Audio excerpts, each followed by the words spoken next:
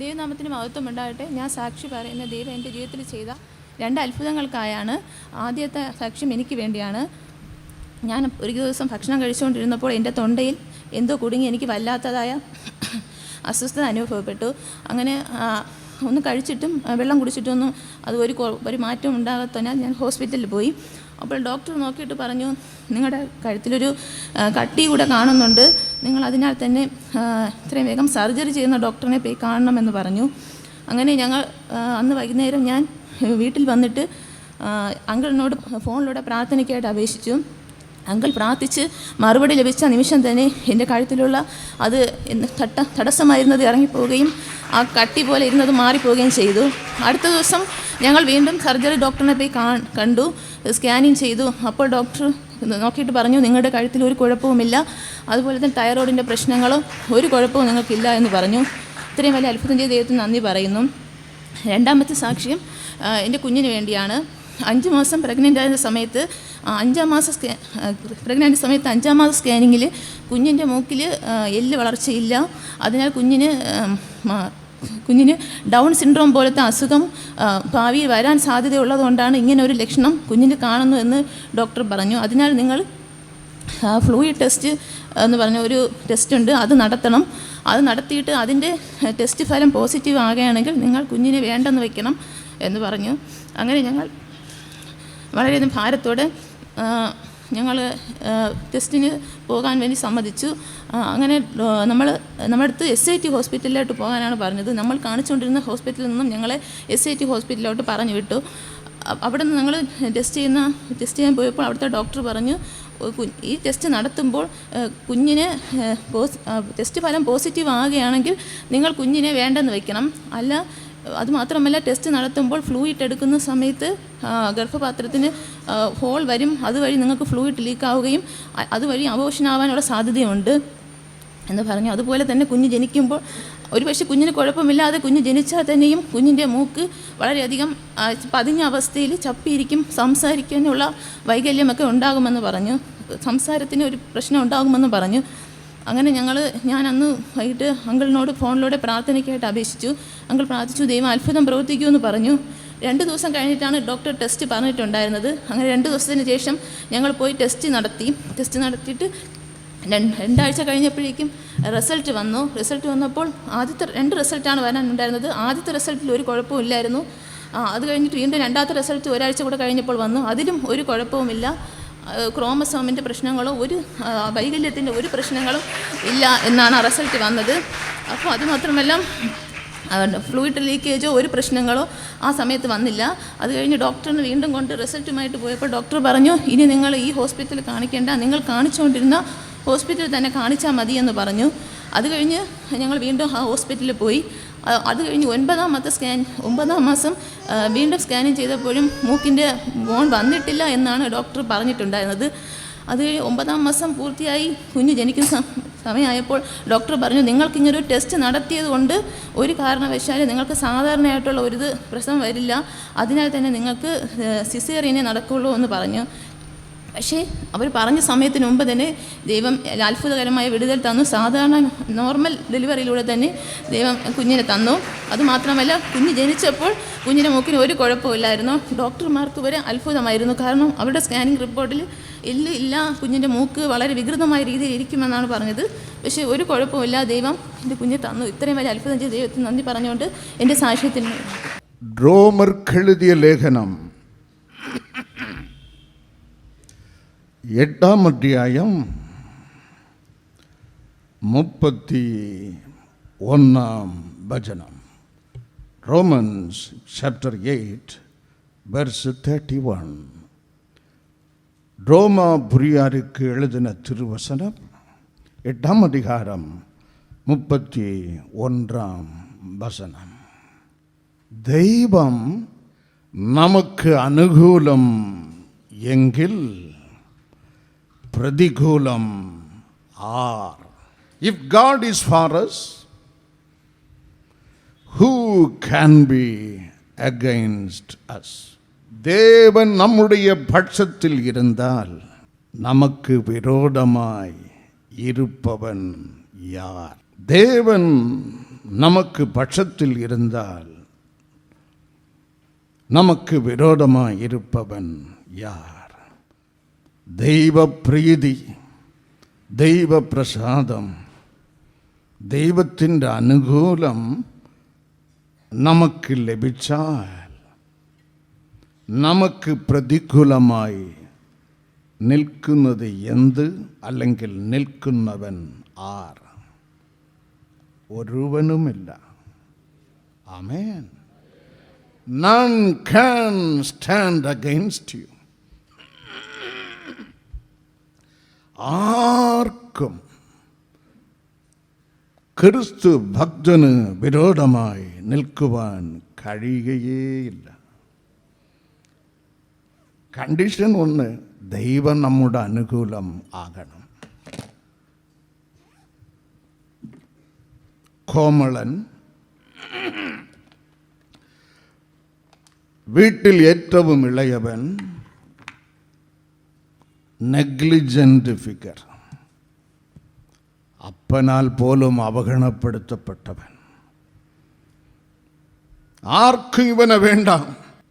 Eliab മൂത്ത സഹോദരൻ പോലും ഇവനെ ഗണ്യമാക്കിയില്ല. ജനകൻ ഏസാബ് പോലും ഇവനെ ലാളിച്ചില്ല. ഇവൻ്റെ പേരാണ് ദാവീദ്.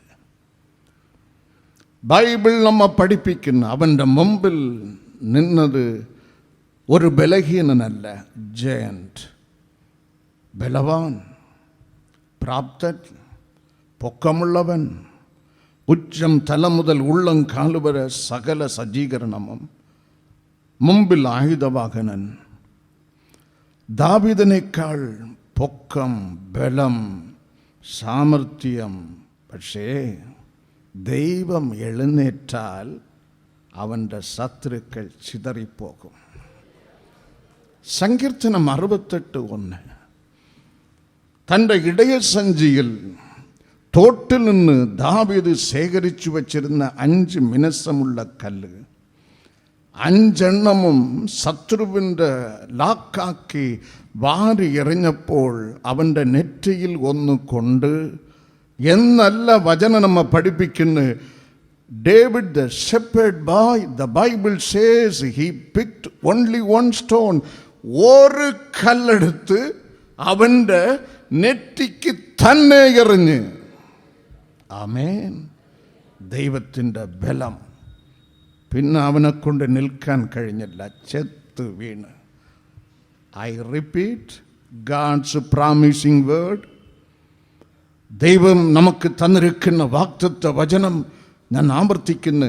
ദൈവം എഴുന്നേറ്റാൽ അവൻ്റെ ശത്രുക്കൾ ചിതറിപ്പോകും. ദൈവം അനുകൂലമെങ്കിൽ പ്രതികൂലമാർ. ദാവീദിൻ്റെ ശത്രു നിലത്തടിച്ച് വീണ്. പുതിയ നിയമഭാഗത്തിൽ ബൈബിൾ നമ്മെ പഠിപ്പിക്കുന്ന കർത്താവിൻ്റെ കൺമണി പൗലോസ് അപ്പോസ്തല പ്രവൃത്തികൾ 13:11 കർത്താവിൻ്റെ നിയമനപ്രകാരം കർത്താവിൻ്റെ സുവിശേഷം അറിയിപ്പാൻ സൈപ്രസ് ദ്വീപിൽ പാർലമെൻറ്റിൽ ഡെപ്യൂട്ടി പ്രധാനമന്ത്രിയുടെ മുമ്പിൽ പൗലോസ് കർത്താവിൻ്റെ സുവിശേഷ വചനവുമായി നിൽക്കുന്നു. ഡെപ്യൂട്ടി പ്രധാനമന്ത്രിയുടെ അരികിൽ ഒരു കള്ളപ്രവാചകൻ, 2 പേരുള്ള കള്ളപ്രവാചകൻ, ബർ യേസു അല്ലെങ്കിൽ എലിമാസ്, കർത്താവിൻ്റെ സുവിശേഷത്തിൻ്റെ അടുത്തൽ, രക്ഷയുടെ ശക്തിയുടെ അരുകിൽ ഡെപ്യൂട്ടി പ്രധാനമന്ത്രി അടുത്തപ്പോൾ കള്ളപ്രവാചകൻ തടുത്ത്. ബൈബിൾ നമ്മെ പഠിപ്പിക്കുന്ന ആ പാർലമെൻറ്റ് ഫ്ലോറിൽ വച്ച് തന്നെ പൗലപ്പോസ്തലൻ ആത്മനിറവിൽ നിറഞ്ഞ് മുഷിഞ്ഞു നോക്കി ഒറ്റ വാക്ക് പറഞ്ഞതേ ഉള്ളൂ, കള്ളപ്രവാചകൻ കുരുടനായി. ആമേൻ. ഈ ദൈവമാണ് എൻ്റെ ദൈവം, ഈ ദൈവമാണ് നിങ്ങളുടെ ദൈവം. ആമേൻ, ആമേൻ. അവൻ എഴുന്നേൽക്കുമ്പോൾ അവൻ്റെ ശത്രുക്കൾ ചിതറിപ്പോകും. ദൈവം അനുകൂലമെങ്കിൽ നിനക്ക് പ്രതികൂലം ആർ? ഹല്ലേലൂയ. ആർക്ക് ദൈവം അനുകൂലമാകും? അതാണ് ചോദ്യം. To whom God is favorable? To whom God is pleasing? ആർക്ക് ദൈവപ്രീതി ലഭിക്കും? ആരോട് ദൈവം കടാക്ഷിക്കും? ആർക്ക് ദൈവം അനുകൂലമാകും? നമ്പർ 1, ഐസയ 66:2 ബൈബിൾ നമ്മ പഠിപ്പിക്കുന്നു, അരിഷ്ടനും മനസ്സ് തകർന്നവനും ദൈവത്തിൻ്റെ വചനത്തിൻ്റെ മുമ്പിൽ വിറയ്ക്കുന്നവനായ മനുഷ്യന് ദൈവം കടാക്ഷിക്കും. വാ തുറക്കണം. സ്തോത്രം പറയാൻ പിശുക്ക് കാട്ടരുത്. നമ്മുടെ നാവിൽ നിന്ന് സ്തോത്രം സ്തുതി മുഴങ്ങിക്കൊണ്ടേയിരിക്കണം. ആമേൻ, ആമേൻ, ഹല്ലേലൂയ, ഹല്ലേലൂയ. അരിഷ്ടനും മനസ്സ് താഴ്മ ഉള്ളവനും മനസ്സ് തകർന്നവനും ഹൃദയ തകർച്ചയോട് നിലവിളിക്കുന്നവനും ദൈവത്തിൻ്റെ അരുളപ്പാടിൻ്റെ മുമ്പിൽ, വാഗ്ദത്ത വചനത്തിൻ്റെ മുമ്പിൽ, ദൈവ ശബ്ദത്തിൻ്റെ മുമ്പിൽ വിറയ്ക്കുന്നവനുമായ മനുഷ്യന് ദൈവം അരുളി ചെയ്യുന്ന, ഞാൻ കടാക്ഷിക്കും, ഞാൻ അനുകൂലമായിരിക്കും. നമ്പർ 1. രണ്ടാമത് ബൈബിൾ നമ്മ പഠിപ്പിക്കുന്ന സദൃശവാക്യം 8-ാം അധ്യായം 35-ാം വചനത്തിൽ, ദൈവത്തെ കണ്ടെത്തുന്നവൻ ജീവനെ കണ്ടെത്തുന്നു, ആ ജീവനെ കണ്ടെത്തുന്നവൻ യഹോവയുടെ കടാക്ഷം പ്രാപിക്കുന്നു. ആമേൻ. രാജാതി രാജാവിന്, നിന്നെ നിർമ്മിച്ചവന്, നിനക്ക് ആയുസ് തന്നവന്, മരണാന്തരം നിത്യജീവൻ നിനക്ക് വാഗ്ദത്തം പറഞ്ഞവന്, ഏക സത്യ ദൈവത്തെ കണ്ടെത്തുന്നവൻ ജീവനെ കണ്ടെത്തുന്നു. അവൻ ദൈവത്തിൻ്റെ കടാക്ഷം പ്രാപിക്കുന്നു. നമ്പർ 2. മൂന്നാമതോ സദൃശവാക്യം 12:2 ബൈബിൾ നമ്മ പഠിപ്പിക്കുന്നു, ഉത്തമൻ യഹോവയുടെ പ്രസാദം പ്രാപിക്കും. ഉത്തമൻ, ഉത്തമൻ, ഉത്തമന് യഹോവയുടെ കടാക്ഷം ലഭിക്കും. ഉത്തമ മനുഷ്യന്, ഉത്തമ സ്ത്രീക്ക് യഹോവയുടെ അനുകൂലം ലഭിക്കും. നാം ആദ്യം ധ്യാനിക്കുവാൻ പോകുന്നത് ഐസയ പ്രവചനം 66:2. ആ വചനത്തിൻ്റെ കാതലായ ഭാഗം ദൈവം അരുളി ചെയ്യുന്നു, എൻ്റെ ശബ്ദത്തിങ്കൽ, എൻ്റെ അരുളപ്പാടിൻ്റെ മുമ്പിൽ, എൻ്റെ നാവ് ഉച്ചരിക്കുന്ന നിത്യ ജീവ വചനത്തിൻ്റെ മുമ്പിൽ വിറയ്ക്കുന്നവൻ എവനോ അവന് ദൈവമായ ഞാൻ അനുകൂലം. ആമേൻ, ഹല്ലേലൂയ. വിറയ്ക്കുക, വിറയ്ക്കുക. Trembling does not mean shaking your body, but it means obedience. വിറയ്ക്കുക, ദൈവവചനത്തിങ്കൽ വിറയ്ക്കുക എന്നാൽ ശരീരത്തെ ഇട്ട് കുലുക്കുക എന്നല്ല, ആ ശബ്ദത്തിങ്കൽ നാം വെളിപ്പെടുത്തുന്ന നമ്മുടെ ഹൃദയത്തിലേക്കുള്ള അനുസരണം. മനസ്സിലായോ? ആമേൻ. ശരീരത്തെ ഇട്ട് വിറപ്പിക്കുന്നത് അല്ല. വിറയ്ക്കുക എന്നാൽ നാം ദൈവസന്നിധിയിൽ കാട്ടുന്ന അനുസരണം. Obedience is trembling. ബൈബിൾ നമ്മ പഠിപ്പിക്കുന്ന പുറപ്പാട് പുസ്തകം 20-ാം അധ്യായം 18, 19, 20 വചനങ്ങളിൽ, സീനായി പർവ്വതത്തിൻ കൊടുമുടിയിൽ ഇരുന്ന് യഹോവ ദൈവം ഇസ്രായേൽ ജനത്തോട് അരുളി ചെയ്തു. ആ ദൈവശബ്ദം അവിടെ പഞ്ചഗ്രന്ഥത്തിൽ 2-ാമത്തെ ഗ്രന്ഥം പുറപ്പാട് പുസ്തകത്തിൽ പ്രവാചകൻ മോശ എഴുതുന്നു. പുറപ്പാട് 20, 18, 19, 20 ദൈവശബ്ദം കേട്ടപ്പോൾ കാഹളനാദത്തിൻ്റെ ധ്വനി. ദൈവശബ്ദം അവർ കേട്ടപ്പോൾ ആ പർവ്വതം തീ കൊണ്ട് നിറഞ്ഞ് പുകഞ്ഞ്. ദൈവശബ്ദം അവർ കേട്ടപ്പോൾ ഇടിമുഴക്കം പോലെ ദൈവ ശബ്ദം അവർ കേട്ടപ്പോൾ മിന്നൽ അടിച്ചതുപോലെ ജനമാർത്ത് ഭയപ്പെട്ട് നിലവിളിച്ച്, സ്റ്റോപ്പ്, അവർ God talking to us. Instead our prophet Moses talked to us. ദൈവം സംസാരിച്ചത് മതി, ഞങ്ങളുടെ ചെവിപ്പറകൾ പൊട്ടി. മോശേ, അങ്ങ് സംസാരിക്കണമേ. അത്ര ഭയങ്കര ശബ്ദം അവിടെ രേഖപ്പെടുത്തപ്പെട്ടിരിക്കുന്ന.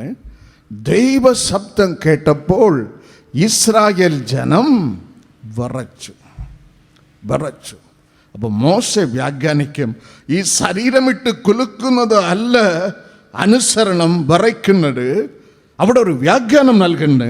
പുറപ്പാട് പുസ്തകം 20-ാം അധ്യായം 20-ാം വചനത്തിൽ വേദപുസ്തകം നമ്മ പഠിപ്പിക്കുന്നു, പാപം ചെയ്യാതിരുപ്പാൻ ദൈവത്തിങ്കലുള്ള ഭയം. ആമേൻ, ഹല്ലേലൂയ. പാപം, അക്രമം, അന്യായം, ദുഷ്ടത ഞാൻ ആവർത്തിക്കാതിരുപ്പാൻ, ഞാൻ ചെയ്യാതിരുപ്പാൻ ദൈവത്തിങ്കൽ ഉള്ള ഭയം. അതാണ് അനുസരണം, അതാണ് വിറയ്ക്കുക.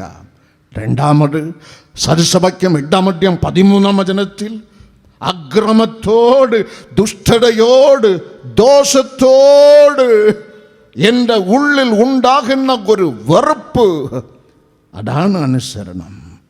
എല്ലാത്തിനും മേലായി ജ്ഞാനികൾക്കെല്ലാം ജ്ഞാനി.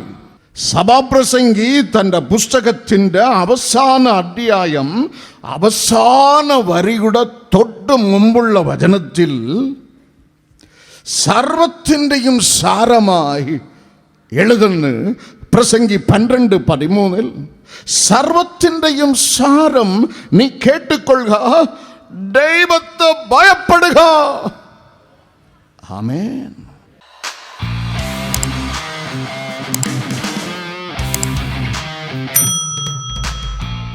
ഞങ്ങളുടെ വിലാസം: ministry of Jesus, prayer gardens, post box number 20, hospital junction, Neyyattinkara 695121, Thiruvananthapuram.